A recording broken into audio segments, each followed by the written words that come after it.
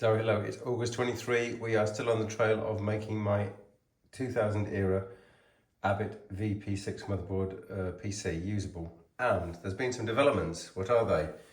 Well, originally I was trying to drive the SATA drives that I bought. So there's some two SATA drives here. You can see I've been mounted, more of that later. Via what's called an IDE to SATA bridge. So here's this gizmo that I bought for about under £10 in the UK. So you've got, on one side you've got a standard 12 volt power connector, you've got the IDE interface. On the back you've got the SATA connector, and that will just plug onto the SATA drive, and then from the motherboard you can use the IDE interface to go into there, and it comes out with SATA. So that was attempt number one. That had the problem that it didn't work with all drives and all operating systems.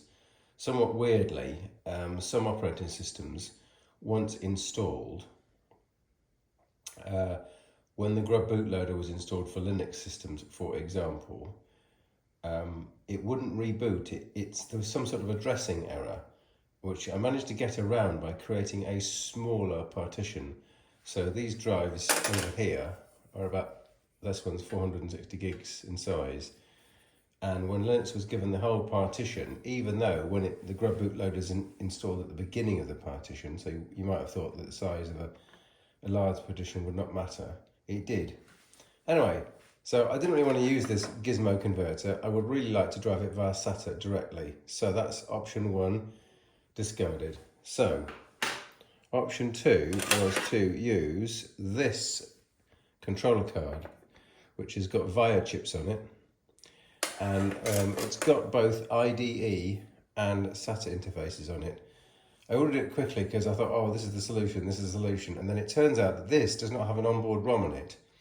So with this placed into the system, as the computer starts, it doesn't know about this card. It has no way to find out about this card, and so I needed a second regular drive, so I ended up putting on this drive, it's an old IDE drive, I ended up putting the Grub bootloader, and for example, to put a Linux operating system, I'd have to put the /boot directory of the Linux operating system on here. So the system would start up, it would read this IDE disk with the Grub bootloader. Well, the system would start up, the active disk was this one on an IDE interface.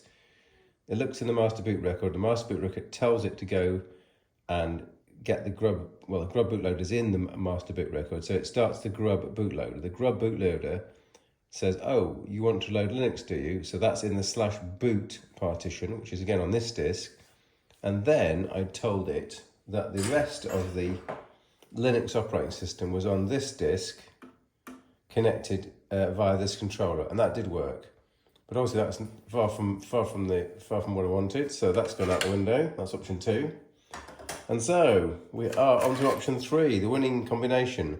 So if we were to eBay search Silicon Image 3114 with PCI bus, not PCI Express, you'll come up with a card something like this. So you can see that card and you can look at the visual and see it matches that card.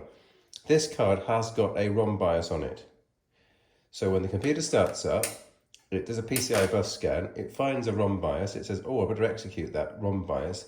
And that ROM BIOS has got actually not just a control, it's got not just a regular disk controller, it's got a RAID controller. But I'm not using this as a RAID combination, I'm using it purely as a boot controller. So I'm going to pop this back in and we're going to do a little visual test. Hang on. Okay, we are going to reboot and show that everything is now working under SATA control. Fantastic. DVD drive is shown. Here we are, the SATA controller. Can I catch it? Control S. Right. So this is the boot ROM from the Silicon Image based drive controller for SATA, and you can see the crucial SSD is shown. I'll zoom out a little bit maybe. So you can see that the crucial SSD is shown here.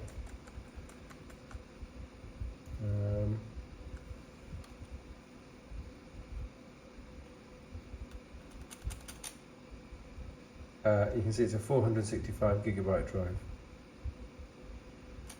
We're not going to use these other facilities, which are to create a RAID set, in which case the system could boot from a multiple drive setup. This is a SATA drive and it's an SSD, so we're not really going to get any faster than this. So Control E to exit. Pretty sure. And we've got Grub, we've got Debian 12. Now, this poor old system isn't best suited to run this very late release of Linux. It's running kernel 6. And I'm going to tell you it's going to take some time. With the magic power of editing, it will be quick.